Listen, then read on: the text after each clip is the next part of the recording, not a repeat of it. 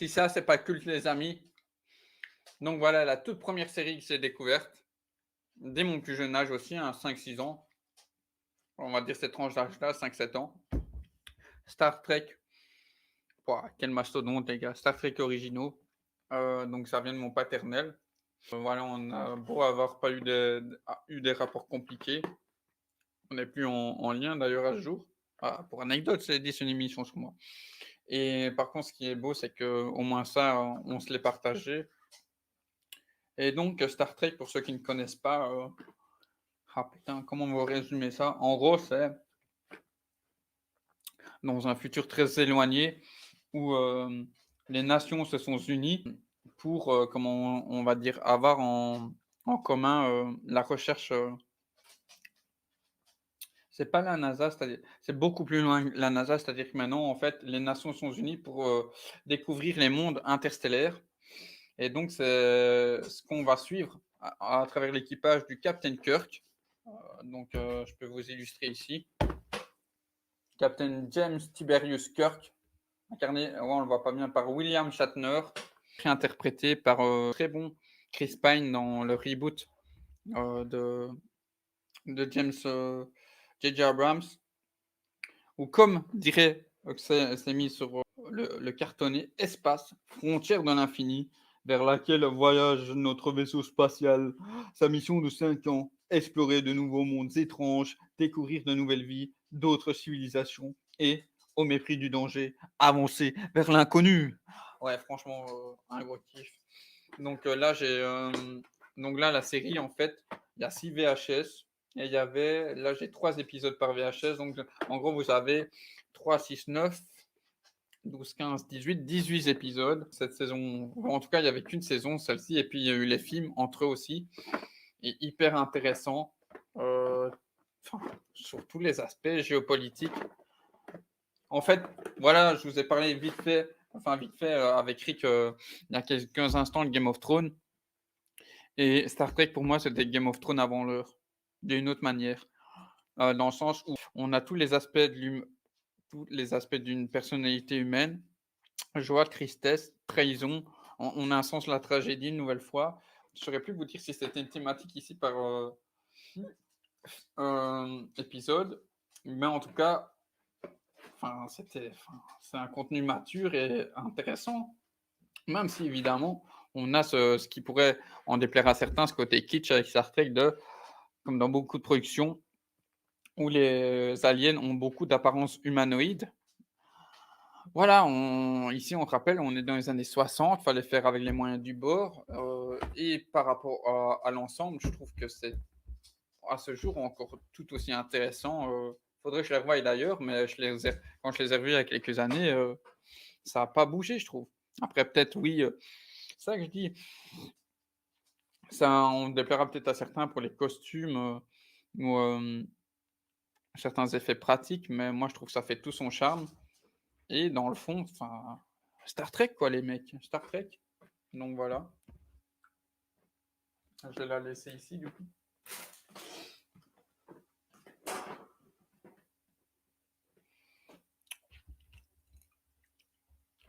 Donc avec ce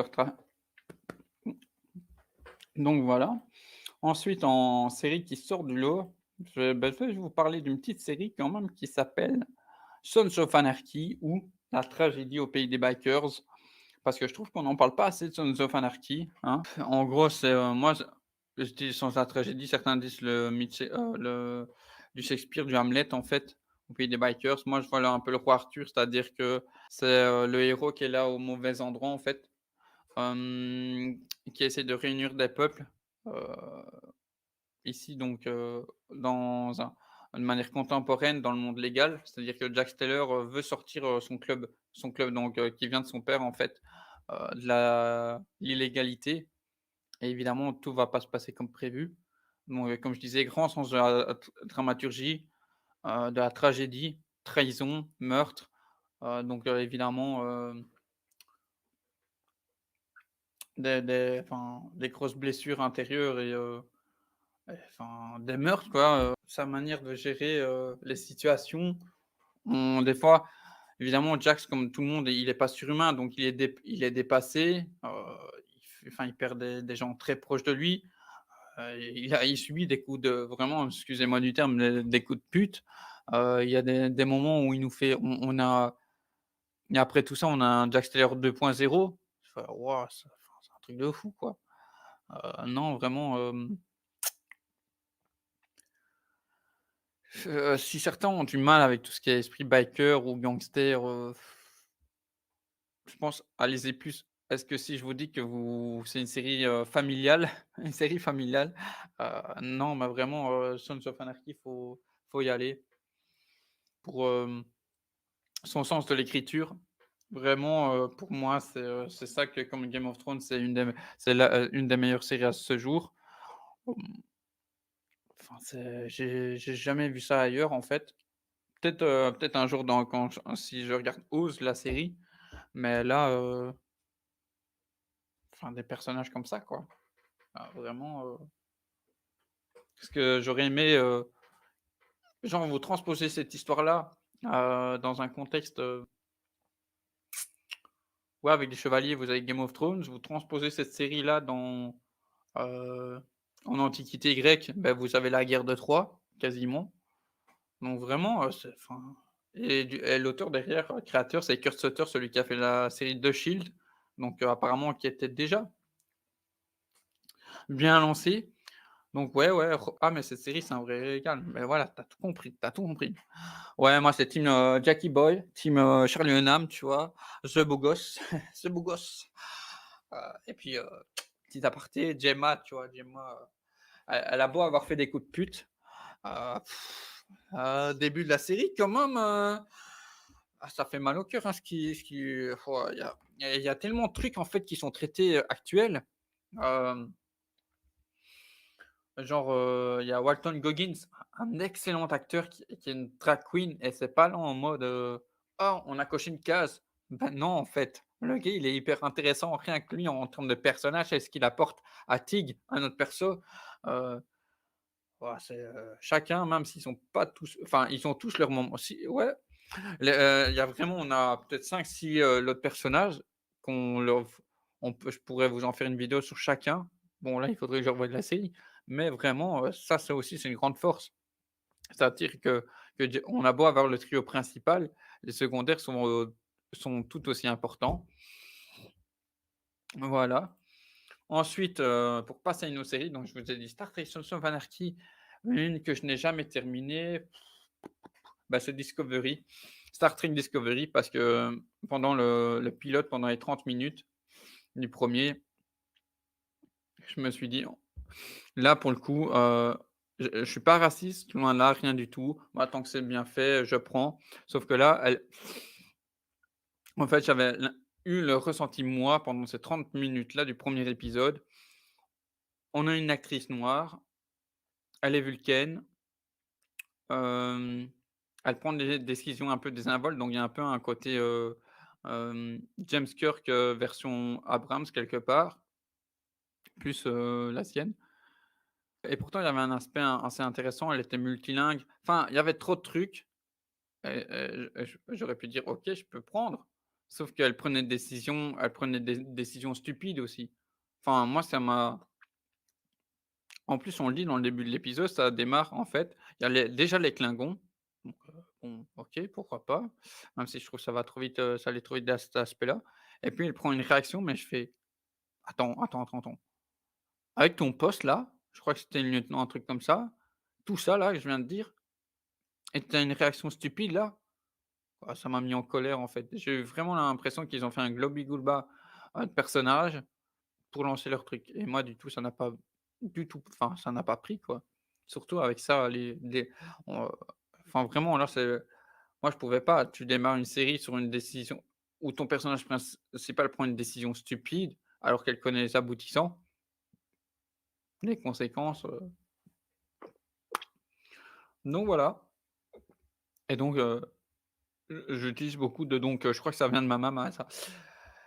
Pour vous dire que voilà, j'ai davantage accroché à Star Trek Strange New Worlds qui est beaucoup mieux, hein. Mon genre préféré en série, qu'est-ce que je pourrais te dire? Je vais pas dire mon genre préféré, mais j'ai remarqué qu'en série, il y a peut-être que vous l'avez peut-être sûrement compris, les grosses thématiques qui reviennent souvent, c'est la famille. Bon ça fera plaisir à Dominique Toretto, hein.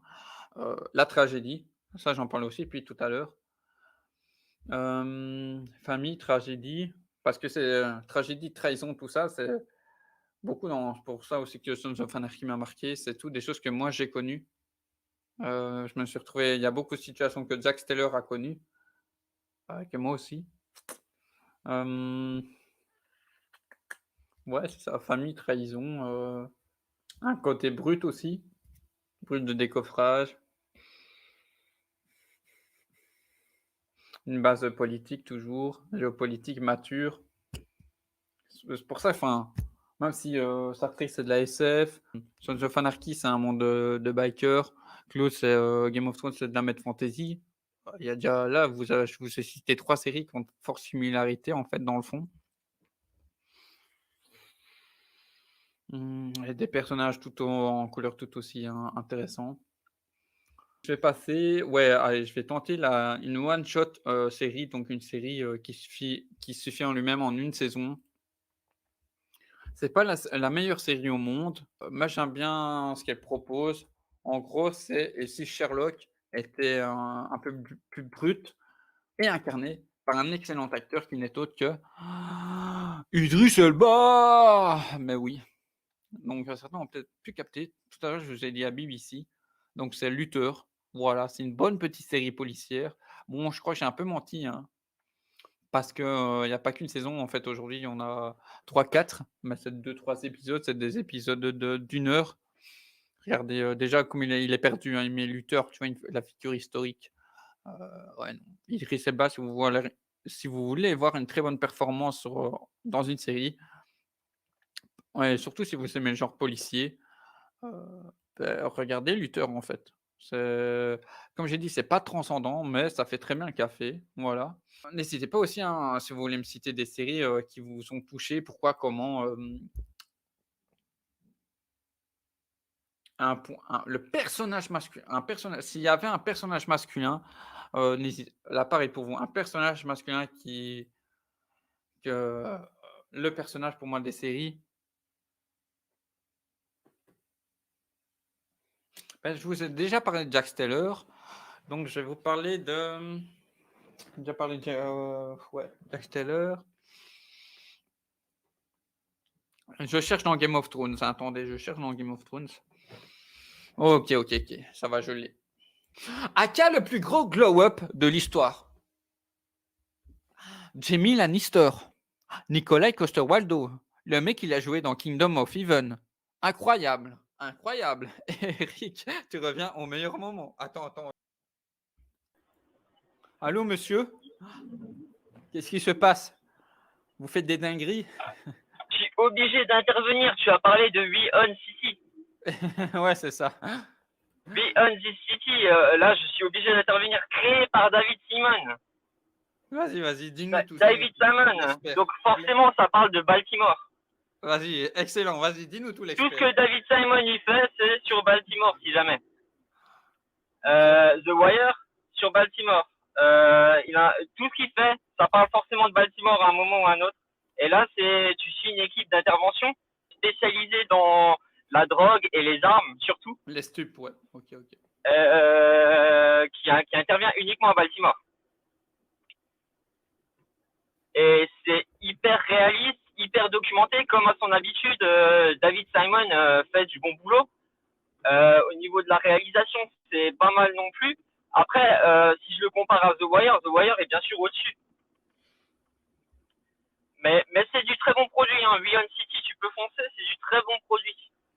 Ah ouais, je sais, mais tu vois, il y a des trucs comme ça, je me réserve, tu vois, c'est comme Barry Lyndon. Je sais que j'ai une pépite là, tu vois, ça sent, tu vois, j'arrive pas à me la garder, tu vois, pas la brûler trop vite. HBO ou les séries, on va dire, créées par David Simon, il faut un épisode par semaine, plus, ça serait trop.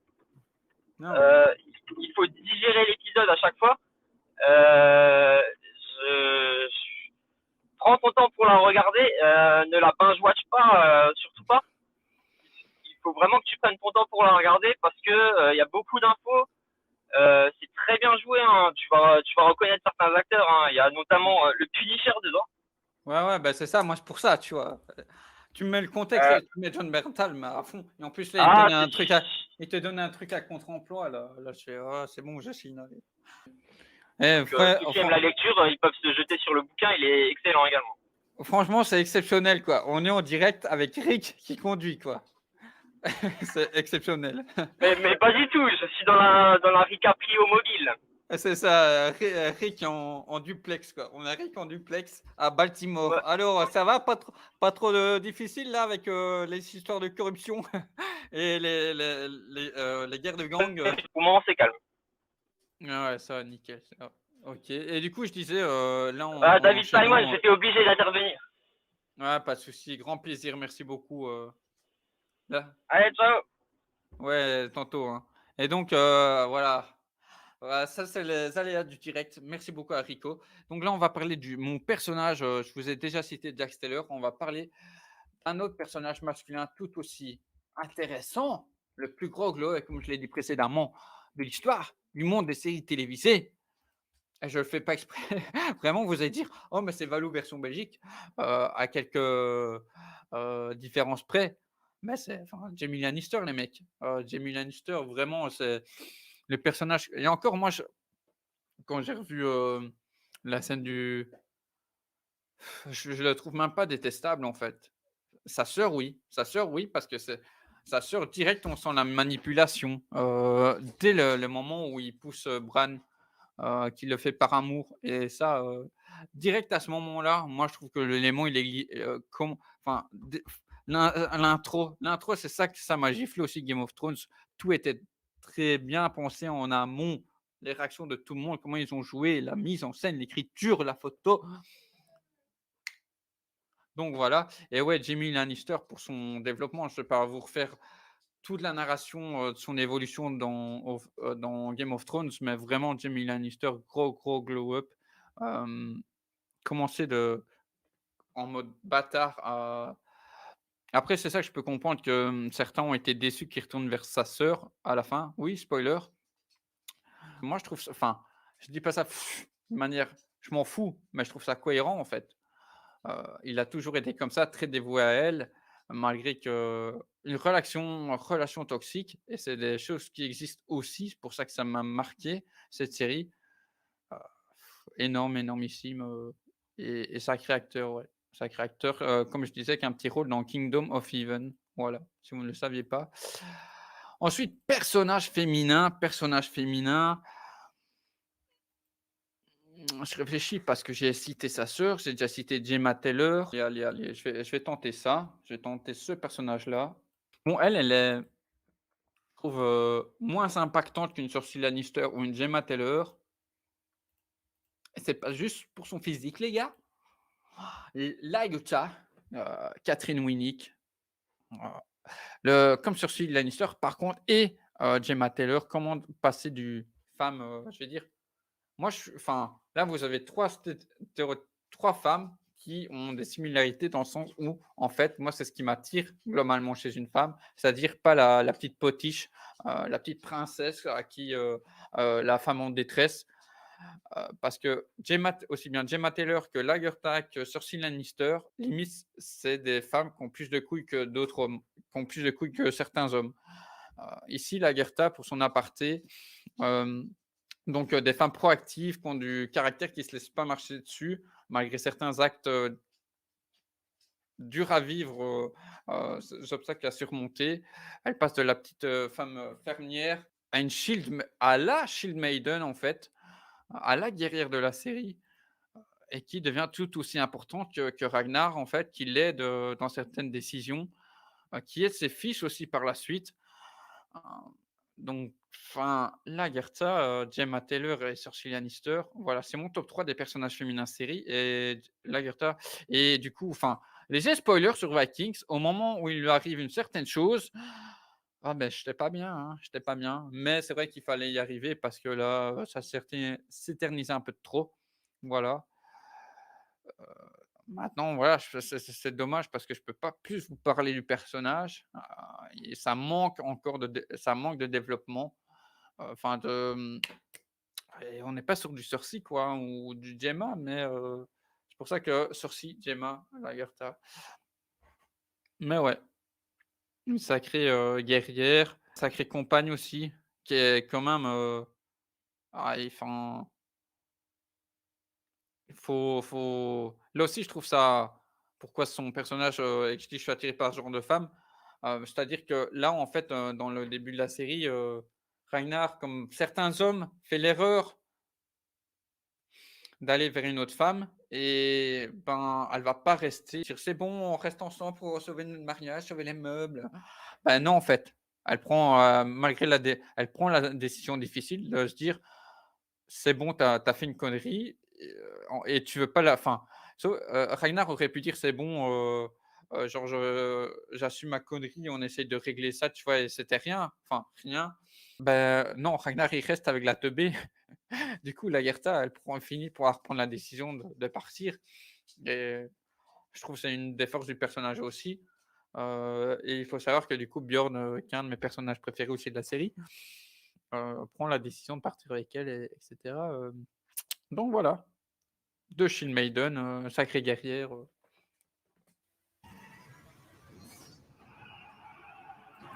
ahurissant!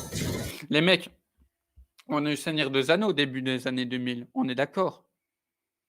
Là, c'est Seigneur des Anneaux sans le enfin, là, dans cette partie-là, sans le fantastique, avec la technique 2020, incroyable. Allez, on regarde ça. Enfin, je l'ai déjà vu, mais à nouveau. Et surtout, je rappelle, je suis réalisateur, donc ça m'impacte vachement plus.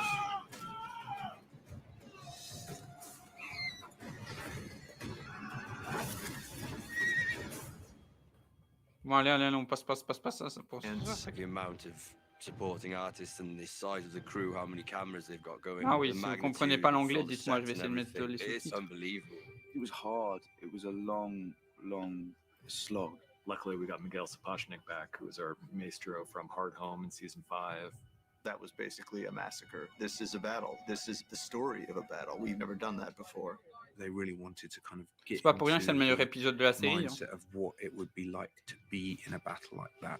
It was fluid all the way through. It morphed, it changed. But the most important thing all the way through is J'adore l'anglais, les mecs. if it's just a battle, J'adore the l'anglais. audience don't have stakes. And just You have just to a be following bite. someone, and we decide to follow John. We decide follow Jordan. J'ai un bon accent Ramsey- londonien ou pas? Dites-moi un. Weapon ou all the deux. way through is Dites-moi un si oui, antagonizing people, deux bof, trois drawing them non. into a trap. And John completely falls for it. He doesn't account for Ramsay's Le gifts roi at prudent psychological qui a laissé manipulation, parler ses which Sansa émotions. warns him about. He's kind of thought, this guy's going to do something stupid and honourable because he's not going to be able to control himself, so I'll shoot his brother with a bow and arrow. There's no way he can't gallop towards his brother who is being shot at with arrows and try. Parce que beaucoup j'ai vu de gens et ça me fait rire. Voilà, après, voilà, je respecte la vie de tout le monde. Mais dire: «Ouais, moi j'aurais fait ça dans la série». Ouais, mais c'est un contexte médiéval, même s'il y a du fantastique. Donc rappel, surtout là, la série nous le dit très bien, on s'attache à des personnages qui tous peuvent mourir d'un instant à l'autre et là, on vient tuer quelqu'un qui vous êtes à qui vous tenez fortement. Vous réagissez comment? Vous restez, droit dans vos bottes? into Ah, je that sais pas, trap. hein, moi, But he's perso, waited until Jon Snow is within Archer's range so that they can start shooting him immediately. He's seen his brother be killed, so he falls into the next trap of galloping towards Ramsay. Every step of the way does exactly what he wants him to do.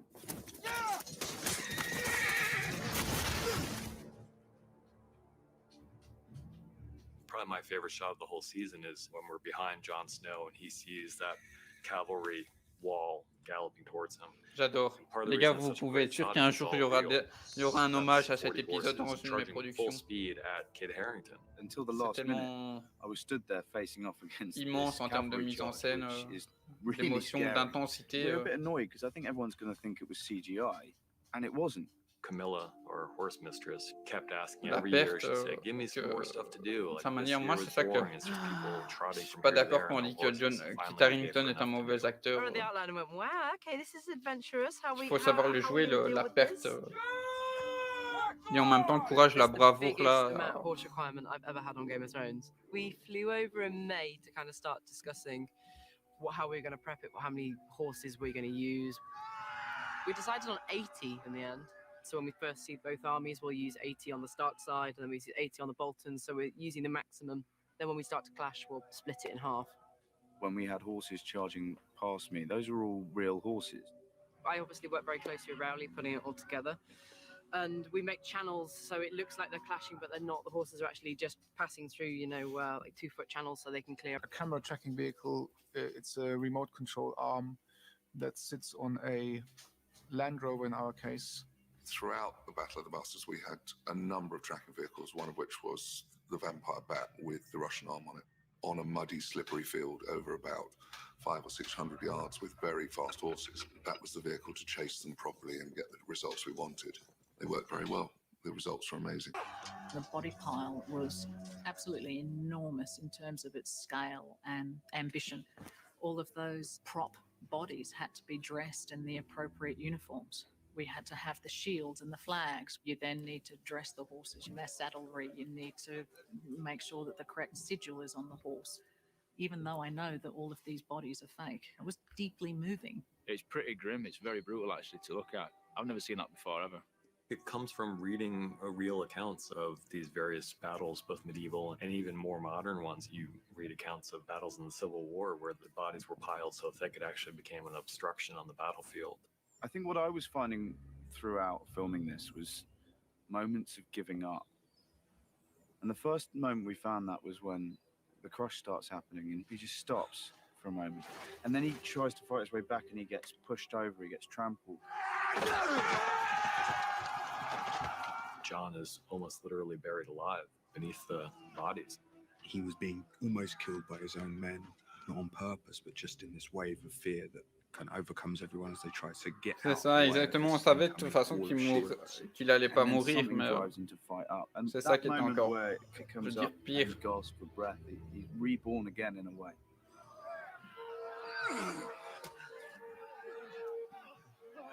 Ce dernier espoir.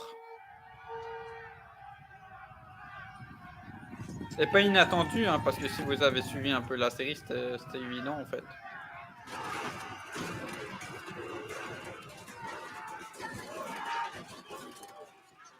Winterfell's a place that really means so much in the context of the show, and the episode is really about bringing things home. The final act takes place in the Winterfell courtyard, and it ultimately boils down to Jon against Ramsay and Sansa. Vraiment, Benioff, always wanted to do a scene with Jon Snow. Je les It's really félicite. nice to get to sort of have the two bastards there together, facing off. It's a horrible moment when you Imagine Gandalf ou ceux qui veulent voir Seigneur des Anneaux, la série, qu'on ait un truc de cette ambition-là. Human anymore. He doesn't feel any sympathy, empathy for this guy.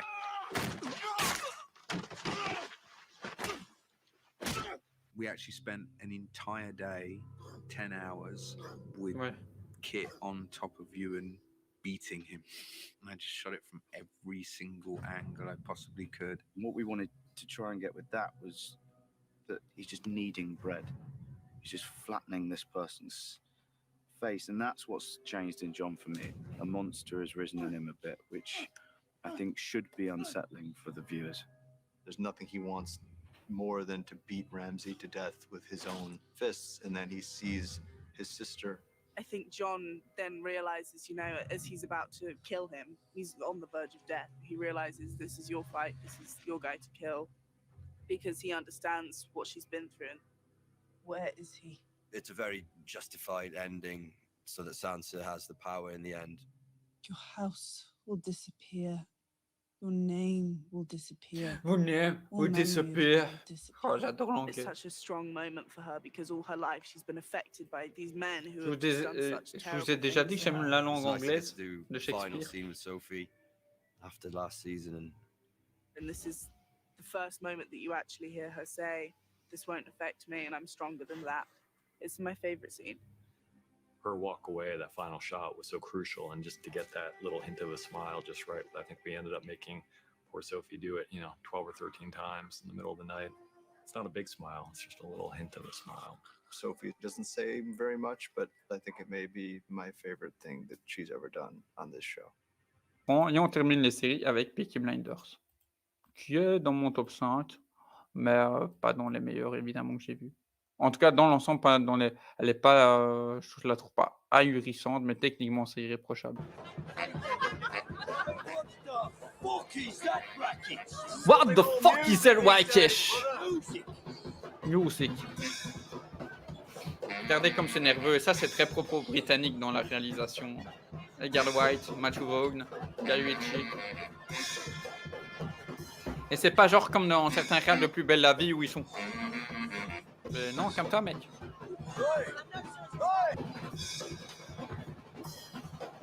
Et évidemment c'était excellent avec Joe Cole au début aussi. En gros, le contexte là, ils sont à Londres, dans les quartiers italiens. Et donc voilà, petite guerre des territoires, de gangs, tout ça, mais c'est plus profond que ce que je vous résume là. Large in the north. North business. Venez, on va ouvrir des cours d'anglais ensemble, les gars. This is provocation. This is provocation. Right, well, you tell him. Tell him. We're on holiday. On holiday. You're breaking the rules. Et pour anecdote aussi, vous verrez si vous vous renseignez un peu, Cillian Murphy, du coup, qui a des racines irlandaises. Du coup, enfin, il a toujours son accent irlandais, alors que c'est un personnage gypsy londonien, quoi. They say you are the Peaky Blinders.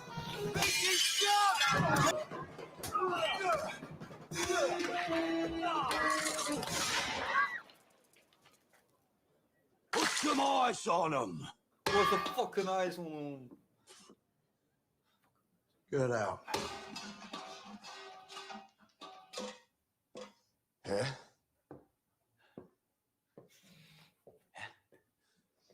What is that? What is that? Didn't think so. I don't think so. Attendez, je vous le fais. Je coupe les paroles et je le fais à sa place.